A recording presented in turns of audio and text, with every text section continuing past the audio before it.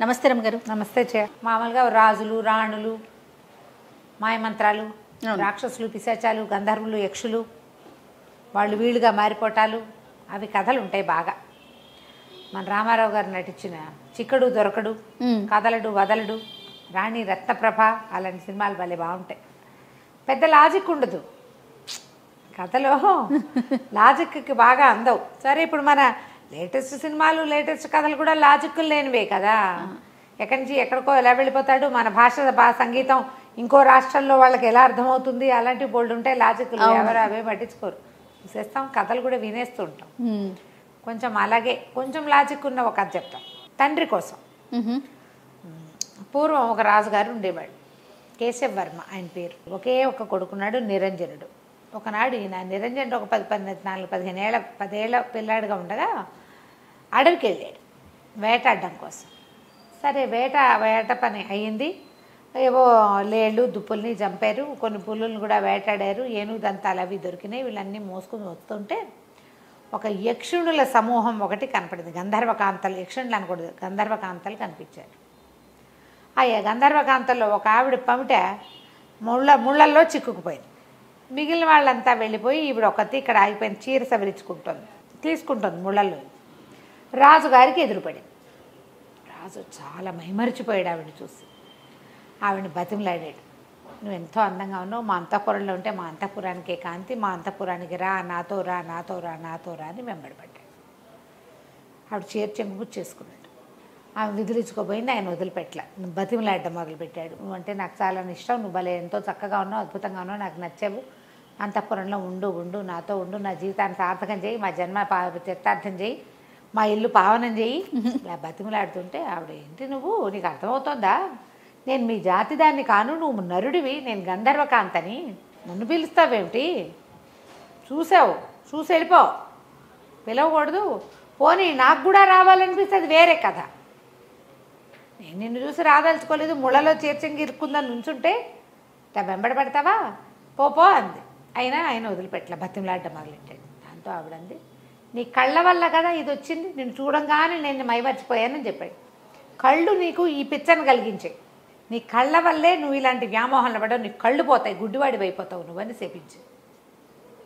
చెప్పించి ఒక్క విదిలించుకుని రయ్యమని వెళ్ళిపోయింది. రాజుగారి కళ్ళు 2 పోయినాయి. ఏం చేస్తారు, ఆ గుడిగా రాజుగారిని మోసుకుని తెచ్చుకున్నారు. ఎన్ని వైద్యాలు చేసినా ఆ కళ్ళు రాలా. అయితే ఒక మంత్రవేత్త ఒక ఆయన వచ్చి, శాపం వల్ల పోయిన కళ్ళు వరం వల్ల రావాలి, శాపానికి అవసానం ఏదైనా ఉండాలి, ఎవరు శపించారో వాళ్ళే దీన్ని సరిచేయగలరు అని చెప్పి వెళ్ళిపోయాడు. జనం అంటున్నారు, ఆమె ఎవరో గంధర్వకాంత ఎక్కడో కనపడింది, శపించింది, ఈయనకి వెళ్ళాడు అనవసరం కావిడి పాపం, అంత అడగకుండా ఉంటే వదిలేసేది.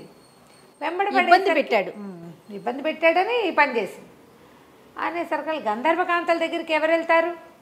కానీ రాజుగారి అబ్బాయి నిరంజనుడు అప్పటికి 20 ఏళ్ళు వచ్చాయి, 10 ఏళ్ల పాటు ట్రై చేశారు.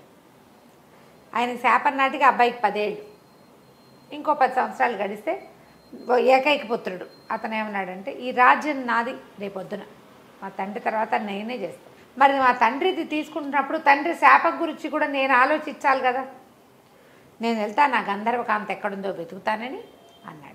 అందరూ హాహాకారాలు చేశారు, వద్దు అసలు కుదరదు, గంధర్వులతో ఆట మంచిది కాదు అంటే, కాదు నేను ప్రయత్నం చేస్తా అని బయలుదేరాడు.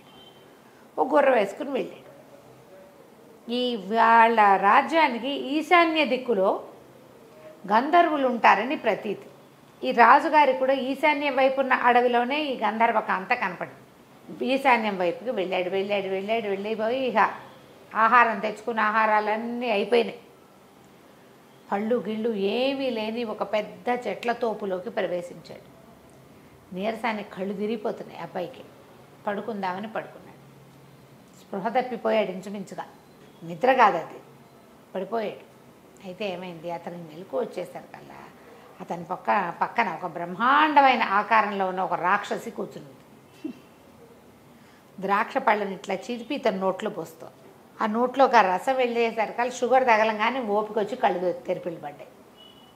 అక్కడి నుంచి అన్నీ పట్టుకొచ్చి తినిపించింది. వీటికి ఓపిక లేదు, అది ఎవరో భయపడేంత ఓపిక లేదు అతనికి, భయపడడానికి కూడా కొంచెం సత్తా కావాలి, అదే సత్తు లేదు. పళ్ళన్నీ తినిపించింది, దానిమ్మ గింజలు ఒలిచిపెట్టింది, మామిడి పళ్ళు తీసి పెట్టింది, పళ్ళన్నీ తిన్నాడు. ఎవరు నువ్వు అన్నాడు. నేను ఒక రాక్షసిని, నువ్వెవరు ఏమిటి అని అడిగింది.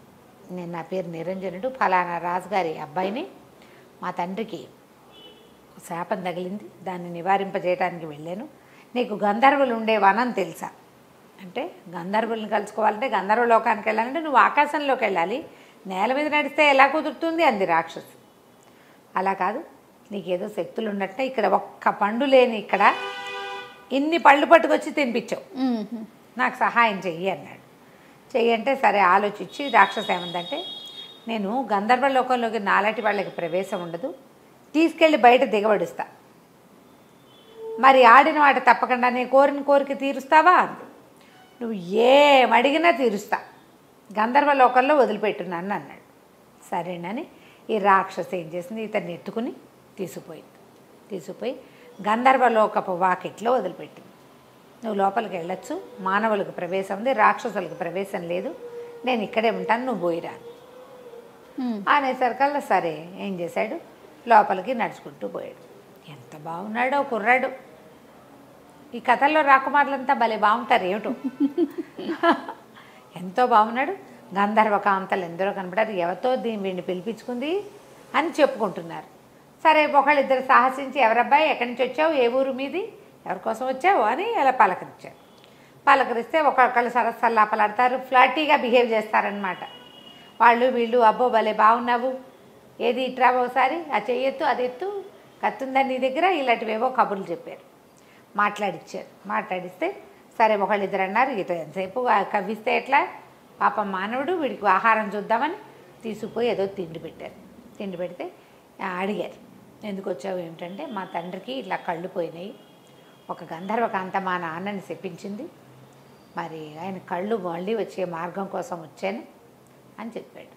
అప్పుడు వీళ్ళంతా ఆలోచించుకున్నారు, ఎవరు మనలో ఎవరైనా మానవుణ్ణి శపించింది ఎవరు చూసి, అప్పుడు గంధర్వ రాజకుమార్తె పుష్పోత్తమ ఆవిడ పేరు, ఆవిడే చీర ముళ్ళల్లో చిక్కుకున్నది ఆవిడికి. ఆ కబురు ఈ కబురు చేసి పుష్పోత్తమని పిలిపించారు.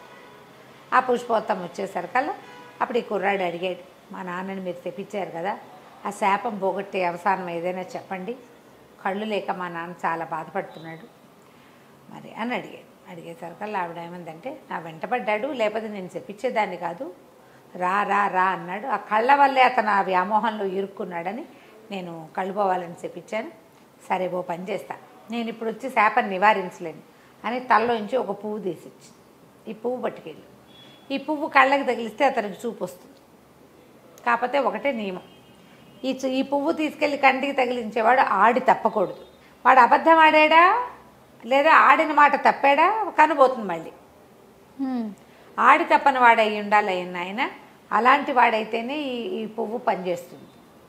సరేనని పువ్వు చెత్తపుచ్చుకున్నాడు. బయటకు వచ్చేసరికి రాక్షసి సిద్ధంగా, సరే రాక్షసి నువ్వు ఎంతో మంచి పని చేసావు, నీ వల్ల నాకు మా నాన్నకు సహాయం లభించింది, ఇప్పుడు చెప్పు నీకేం కావాలో చెప్పు, ముందు నన్ను మా ఇంటి దగ్గర దింపన్నాడు. ఊరు దాకా తీసుకెళ్ళాక వెళ్ళొస్తాను, నీకేం కావాలో చెప్పు అన్నాడు. నన్ను పెళ్ళాడు నువ్వు అని అడిగింది. అది 10 అడుగుల ఎత్తుండి, వాన పట్టుండి, భీకరంగా గుడ్లు బయటకు వస్తున్న లాంటి కళ్ళు, కోరలు, చిర్ర జుట్టు, ఇనపగదల లాంటి జబ్బలు కాళ్ళు కలిగినటువంటి బ్రహ్మరాక్షసి నన్ను పెళ్ళాడు, పెళ్లి చేసుకున్నాను. ఏం చేస్తాడు? సరేనన్నాడు, నువ్వు ఇక్కడే ఉండు, ముందు మా నాన్న సంగతి చూసి వచ్చి నేను పెళ్లి చేసుకుంటాను అన్నాడు. పిశాచి లేదా రాకాసి సరే రాజ్యంలోకి వెళ్ళిపోయాడు. తండ్రి దగ్గర కూర్చున్నాడు. అక్కడి నుంచి తండ్రికి కళ్ళకి ఆ పువ్వు తగిలిచ్చాడు. కళ్ళు వచ్చేసినాయి. అందరూ ఆశ్చర్యపోయారు. సరే అబ్బాయి అన్నాడు, నాన్న మళ్ళీ ఒకసారి బయటికి వెళ్ళే పని ఉంది నాకు, నేను వెళ్ళొస్తాను అంటే ఏం చేయటానికి అనేసరికి అలా నాన్న అబ్బాయి ఏం చెప్పాడంటే, ఒక రాకాసి చాలా సహాయం చేసింది, మరి ఆమెను పెళ్లి చేసుకుంటానని మాటిచ్చాను, పెళ్లి చేసుకోవాలంటే తండ్రి అన్నాడు, ఏముంది దాన్ని అక్కడెక్కడో వదిలేసావు, రాకాసిని పిశాచి నువ్వు పెళ్లి చేసుకోక్కర్లేదు మానేయమన్నాడు.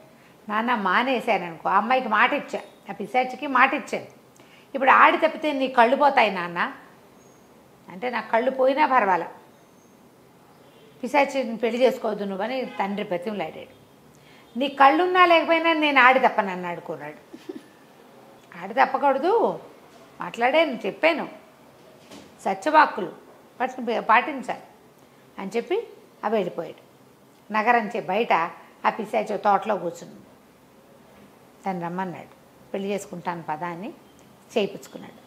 చెయ్యి పుచ్చుకునేసరికి ఆ అమ్మాయి, ఆ రాక్షసి ఒక అందమైన అమ్మాయిగా మారిపోయింది. ఆశ్చర్యపోయాడు, ఇదేంటి ఇది ఎలా జరిగింది అన్నాడు. ఎలా జరిగిందంటే ఆ అమ్మాయి ఏం చెప్పిందంటే, నేను మా ఇంటికి ఒక మహర్షి వచ్చాడు, నేను ఫలానా ఇక్కడికి చాలా దూరంగా ఉన్నటువంటి ఒక గుప్తుల రాజధానికి చెందిన రాజకుమార్తెని, మా ఇంటికి ఒక ఋషి ఒక ఆయన కొద్ది రోజులు ఉండటానికి వచ్చాడు.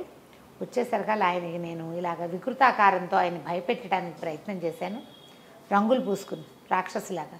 దాంతో ఆయన నువ్వు ఏ రూపంతో నన్ను భయపెట్టాలని చూసావో అలాంటి పిశాచి రూపం నీకు వచ్చేస్తుందంటే ఈ రూపం వచ్చింది. మా నాన్న అందరూ బతిమలాడారు. ఎలా శాపావసానం అంటే, ఎవరైతే ఈ వికృతాకారంలో పిల్లని పెళ్లి చేసుకుంటానంటాడో, వికృతాకారం చూసినా సరే అప్పుడు శాప విమోచనం అని చెప్పాడు. ఎంతో కాలం అక్కడ ఉన్నాను నేను ఆ అడవిలో. ఎప్పటిదో ఈ కథ, మా రాజ్యం గీజ్యం అంతా పోయి ఉంటుంది. వాళ్ళు ఏమైపోయారో కూడా నాకు తెలియదు. నేను చాలా కాలంగా ఉన్నా, ఎవ్వడు నన్ను పెళ్లి చేసుకోవడానికి ముందుకు రాలేదు. నీకు సహాయం చేశాక నువ్వు ఆడి తప్పవన్న నమ్మకంతో నిన్ను అడిగానని చెప్పి, దాంతో ఇతను అమ్మాయిని చక్కగా చేతులు పుచ్చుకుని ఇంటికి తీసుకుపోయి, ఇదే నేను ప్రేమించిన ప్రేయసి పిశాచి అని చెప్పి అందరికీ ఆ అమ్మాయిని హాయిగా పెళ్లి చేసుకున్నాడు.